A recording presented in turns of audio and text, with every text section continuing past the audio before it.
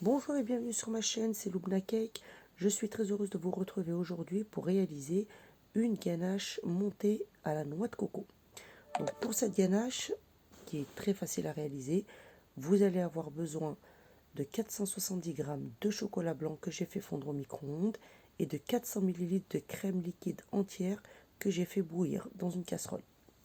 Vous aurez besoin également de 130 g de crème de coco, de 400 ml de crème liquide froide, d'une cuillère à café de vanille en poudre et de 130 g de noix de coco râpée. Alors dans un premier temps, on va venir verser la crème liquide chaude sur le chocolat fondu en 3 fois et on va bien mélanger entre chaque ajout. Donc au début, vous allez voir que le chocolat va durcir, donc c'est tout à fait normal. Il va finir par se détendre au fur et à mesure qu'on va ajouter la crème chaude. Donc vous mélangez bien, donc c'est important, il faut vraiment bien incorporer la crème et bien partir du milieu pour mélanger.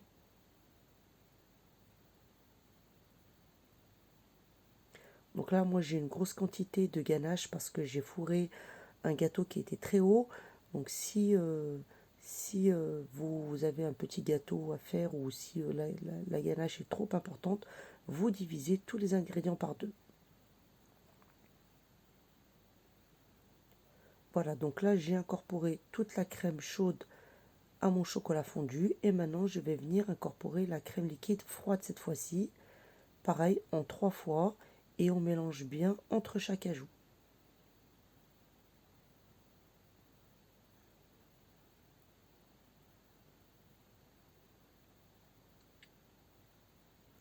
Maintenant, je vais ajouter l'équivalent d'une cuillère à café de vanille en poudre.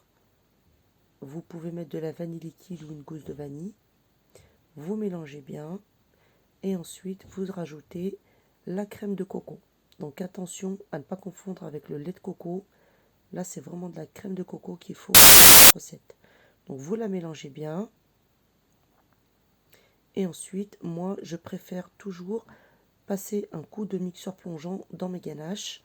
Donc c'est très important si vous voulez avoir une belle crème bien onctueuse.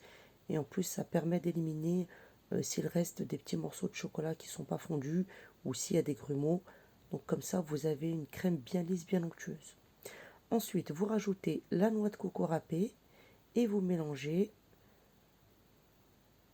Donc s'il reste un petit peu de grumeaux, c'est pas bien grave. Moi, j'ai terminé au fouet pour éliminer les grumeaux de noix de coco qui restaient. Et voilà, donc une fois que vous avez tout bien mélangé, vous allez venir filmer la ganache au contact et la mettre au frais toute la nuit. Donc moi j'ai mis ma ganache toute la nuit. Si vous n'avez pas le temps de la mettre toute une nuit, donc vous la laissez au minimum 4 heures au frais. Il faut vraiment qu'elle soit bien froide avant de la monter. Donc voilà ce qu'on obtient. Donc une belle ganache qui est bien souple. On voit bien les petits morceaux de noix de coco râpée. Donc vous versez cette ganache dans la cuve de votre robot et on va venir commencer à la fouetter. Donc vous allez préparer également le mascarpone. Donc on commence à fouetter à petite vitesse et on va monter petit à petit. Donc là on voit que la ganache commence à épaissir. Donc on ne va pas la monter entièrement parce qu'il faut encore incorporer le mascarpone. Donc dès que vous voyez que votre ganache commence à s'épaissir, donc vous allez arrêter de fouetter et vous allez incorporer le mascarpone. Voilà, donc là j'arrête et j'incorpore mes 130 g de mascarpone. Donc le mascarpone, il faut qu'il soit bien froid, très important pour que la ganache monte correctement. Et ensuite, on va venir terminer de fouetter.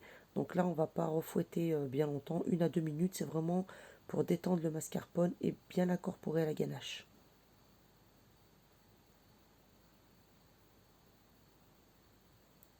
Voilà, donc là j'ai terminé de monter ma ganache. Donc vous voyez qu'on obtient une belle ganache qui est bien souple et qui se tient très très bien. Donc vraiment cette ganache, moi je vous conseille de la tester pour les amoureux de noix de coco. Elle est vraiment top. Moi j'ai fourré avec un layer cake.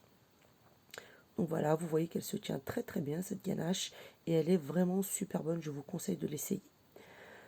Donc voilà, la recette est terminée.